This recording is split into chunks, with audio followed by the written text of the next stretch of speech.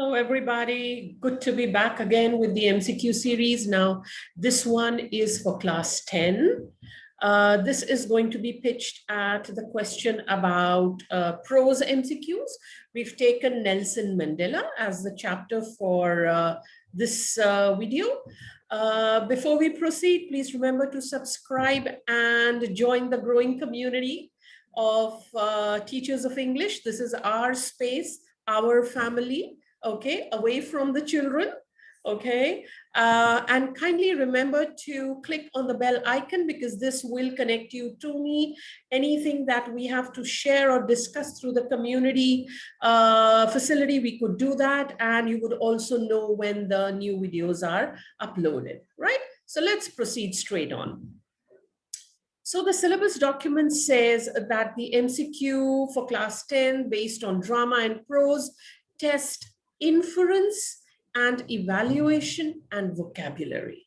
So we need to remember it's inference, evaluation, and vocabulary. So the kind of questions that you would get, you have 5 questions per extract, right? So the kind of questions that you get would be targeting these competencies, right? Or we need to therefore know what is it that inference includes and what is it that evaluation includes, and we'll come to vocabulary as well. So have a look at this. This is the old Blooms, this is the new Blooms. Analysis. Now, why am I showcasing analysis as higher order thinking skills? Because we talk of inference. This sits at the analysis bench. Okay, so analyzing, and it's certainly not lots, it's hots, right? Now we come to evaluation. Now we have evaluation coming in at the second top level here. So evaluating hots, this was the old one where it was the highest, but now we've put creating as the highest level. So for MCQs, for prose or drama in class 10 English, the first thing you need to remember is what is it that you're targeting when you're creating your MCQ. So it is inference and evaluation and vocabulary. So inference and evaluation are taken care at this level, right? Now, what do they mean? Okay. So when we talk of inference, we say analyzing. Why do we say analyzing for inference? Because when we say analyzing, we include differentiating. Okay, you could read what's written. We include organizing, all right? And we include inferring. Now, since it says inference, okay, and we are going into a subpart of analysis, we'd say making predictions or generalizations through deductive or inductive reasoning. So the moment we get to reasoning, it's analyzing, right?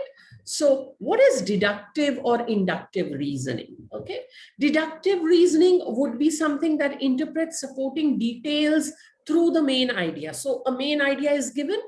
Can you figure out what the details might be? And inductive reasoning would be looking at specific details or characteristics in the details to discover the main idea. So quite the opposite. This is very popular. Inductive reasoning is very popular when you create MCQs, right? So we are going to stick with that and proceed. Now that you've understood what we mean by analyzing and inferring in analyzing.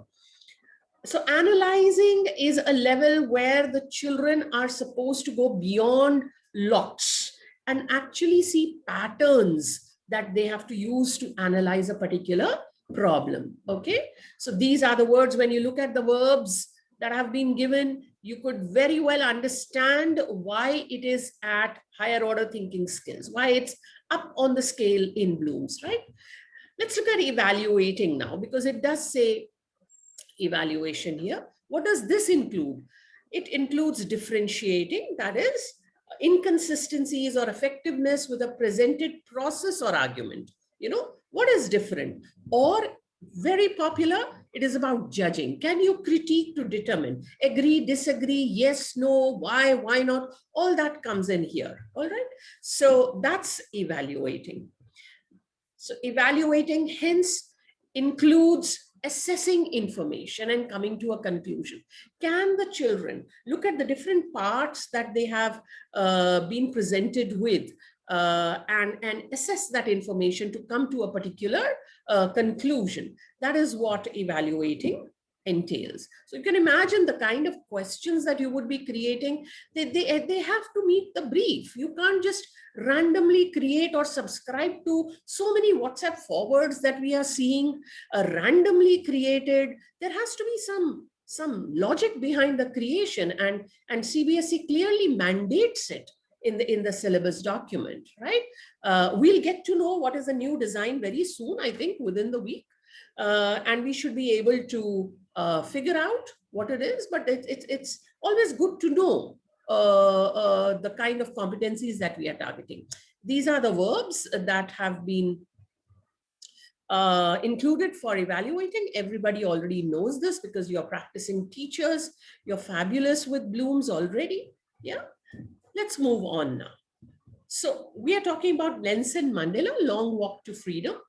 So what is the question extract that we are looking at? So this is the extract. No one is born hating another person because of the color of his skin or his background or his religion. People must learn to hate, and if they can learn to hate, they can be taught to love. For love comes more naturally to the human heart than its opposite. Even in the grimmest times in prison, when my comrades and I were pushed to our limits, I would see a glimmer of humanity in one of the guards, perhaps just for a second, but it was enough to reassure me and keep me going. Right? So that's the extract. Yeah.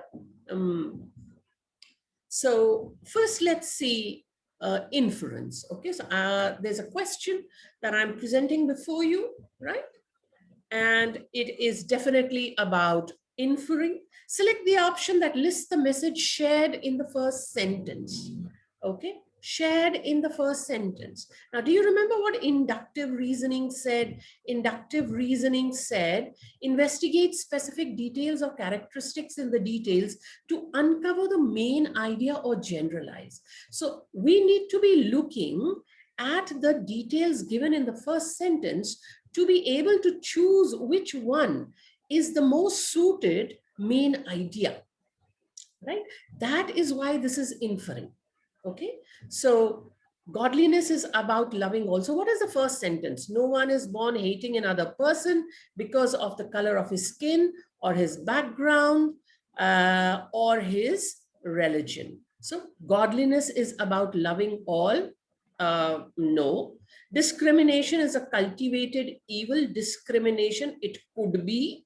Humanity is a common trait. Well, it doesn't say so. Intolerance is a natural trait. So now I'm stuck between B and D. So intolerance is a natural trait. No one is born hating another person. So it cannot be a natural trait. Therefore, discrimination is a cultivated evil. Yes, we are not born with it. We end up cultivating it within ourselves. So therefore, I would reckon that the answer is B. So now this is how you put it across to your students.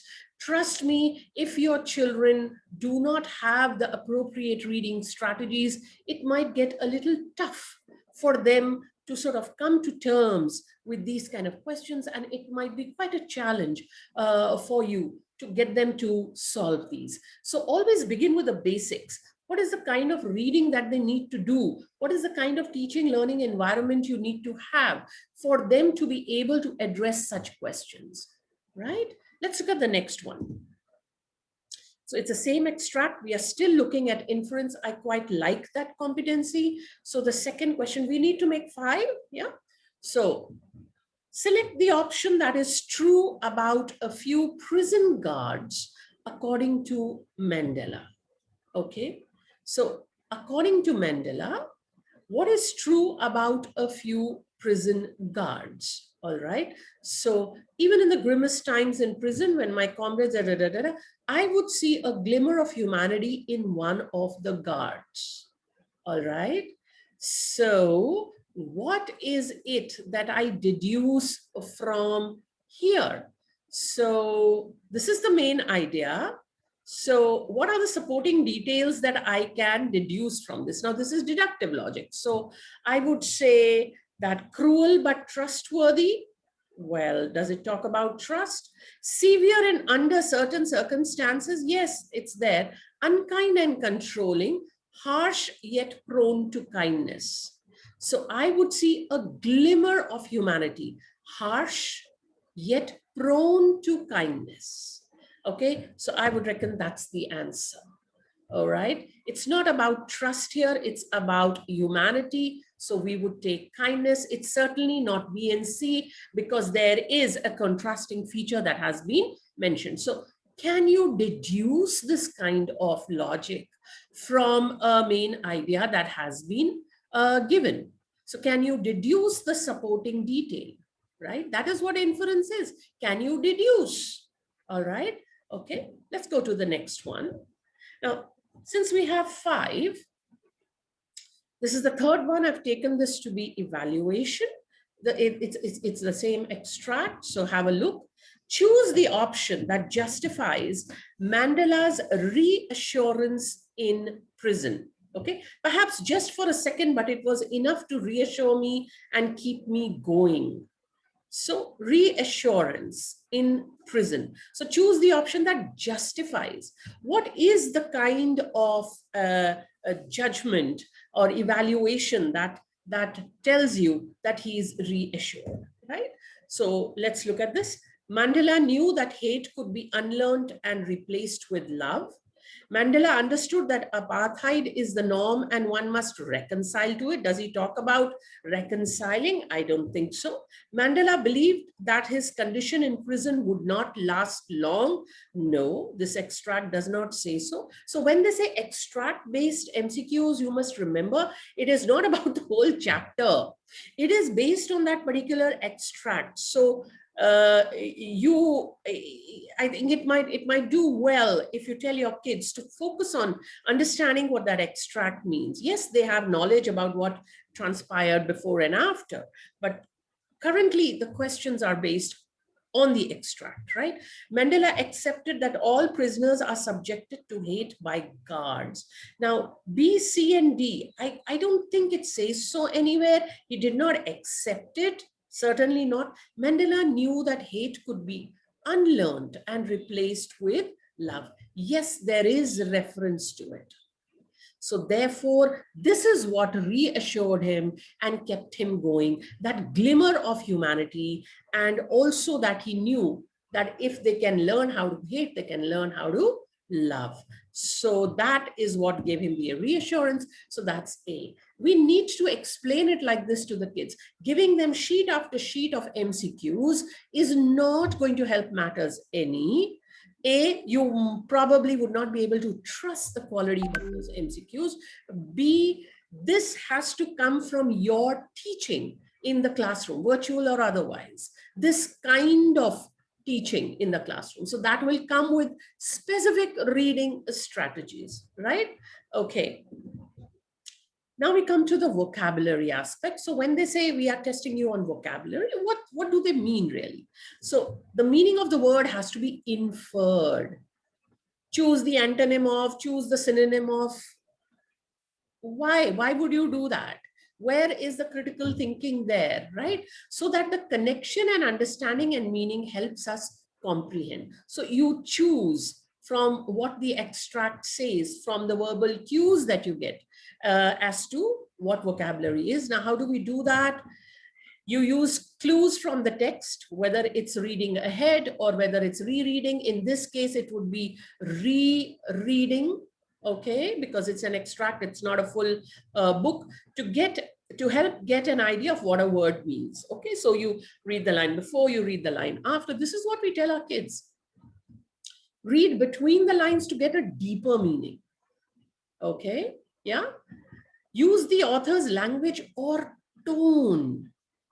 You know, is the author being sarcastic? Is the author being inspirational, motivational, suggestive? Is the author advising? Is the author being optimistic? You know, all this caters to the tone. So Can they identify the author's language or tone? That will add to the additional meaning of it all, right? It may not be explicitly spelled out in the text. So you have to sort of derive it, deduce it, infer it, okay? And then, of course, a character's personality traits also help you sort of choose the meaning of a particular word or a phrase that has been put across, right?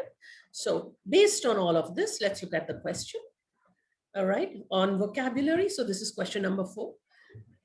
Pick the option that is the correct usage of grimaced as used in the extract. So grimaced. Even in the grimmest times in prison, when my comrades and I were pushed to our limits. So they are in prison, they are pushed to their limits. So it's obviously not a positive word. All right, it's not a positive word because it follows saying that I would see a glimmer of humanity, which means these are probably inhumane, dark, depressing circumstances. Okay, so that is how you train your kids to deduce, right? So, but are you doing this in the classroom, or is it just about giving them what the plot and the storyline is, or a mind map is? Trust me, that is super, because you're pushing yourselves under these circumstances. I know that. But since the NEP mandates that you need to get them to think and learn how to learn, you will have to change strategies, right? So now, correct usage of grimaced as used in the extract. So the salesperson negotiated, now this is vocabulary, negotiated a huge sale and was awarded the grimaced employee tag. Oh no, certainly not. So this is like a reward, and that's a wrong usage. The car manufacturers plan to be grimaced and change petrol vehicles to electric ones. Certainly not. They plan to be enterprising or entrepreneurial or I don't know, futuristic, visionaries. So that's all positive. It doesn't fit here. They tried their grimmest for the dance competition and were rewarded for their efforts. No. Anything that gives you something positive cannot refer to a negative word here. The pandemic ushered in one of the grimmest periods in world history. Yes, yes, yes, please. Okay, so you do 10 questions with your kids, but do them this way. Ask them, why not A? Why not B? Why not C? Or D, why? What is the connect in the extract? That is you training them to think. Don't keep giving them question after question after question after question. Doesn't work. Okay, no matter what kind of questions you give them, it's going to be something different in the exam, right? It's an MCQ. So it's going to be something. So if they know how to pick the clues, if they know what inferring is,